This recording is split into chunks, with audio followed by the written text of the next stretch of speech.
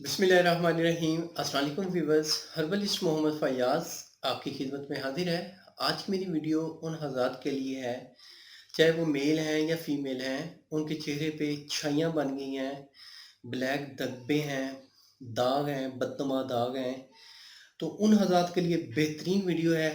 उन हज़रात के लिए बेहतरीन टोटका मैं दूंगा, नुस्खा बताऊंगा। इंशाल्लाह इसके इस्तेमाल से आपके जो बदनुमा दाग हैं, छाइयाँ चेहरे पे पड़ गई हैं, तो इंशाल्लाह दूर होंगी। मेरी इस वीडियो को लाजमी लास्ट तक वॉच करें ताकि आपको पूरी बात की समझ आ सके। थैंक यू, जज़ाकल्लाह। सबसे पहले मैं बता दूं कि चेहरे के बदतमा जो दाग होते हैं, छाइयाँ होती हैं, वो बनती क्यों हैं। इसमें यह है, जब आपके रेड ब्लड सेल ज़्यादा हो जाएं, जब आप सद खुश्क अशिया का ज़्यादा इस्तेमाल करें, जब आपकी फ़िज़िकल एक्टिविटी ज़्यादा हो और डाइट कम हो, मतलब कि आपकी ग़िज़ाई किल्लत आ जाए, तो तब भी ये हो जाता है।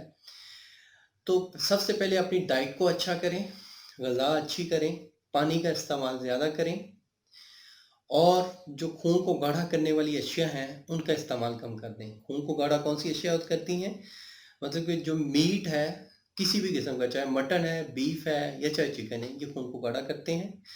इनसे परहेज़ करें और अंगूर का इस्तेमाल ज़्यादा से ज़्यादा करें। अंगूर आप जितना ज़्यादा इस्तेमाल करेंगे, उतनी ज़्यादा खूबसूरती आएगी, आपकी जिल्द में शाइनिंग आएगी, क्योंकि अंगूर में एंटीऑक्सीडेंट होता है, अंगूर में विटामिन सी होता है। तो विटामिन सी किसी भी चीज़ में है, वो आपकी जिल्द की रंगत को भी निखारेगा और दाग धब्बे भी ख़त्म करेगा। तो इसके हवाले से एक छोटी सी टिप है, इसको लाजमी आजमाएं।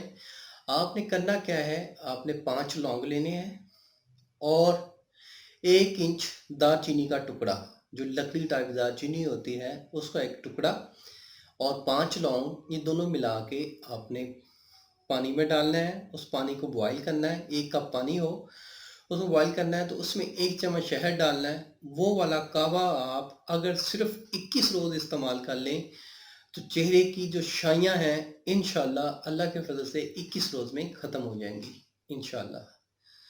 अगर आपको ये मेरा नुस्खा पसंद आया है, वीडियो पसंद आई है, लाइक ज़रूर कर दें, सब्सक्राइब भी करें। अल्लाह आपका हामी नासिर हो। शुक्रिया, जज़ाकल्लाह। अल्लाह हाफ़िज़।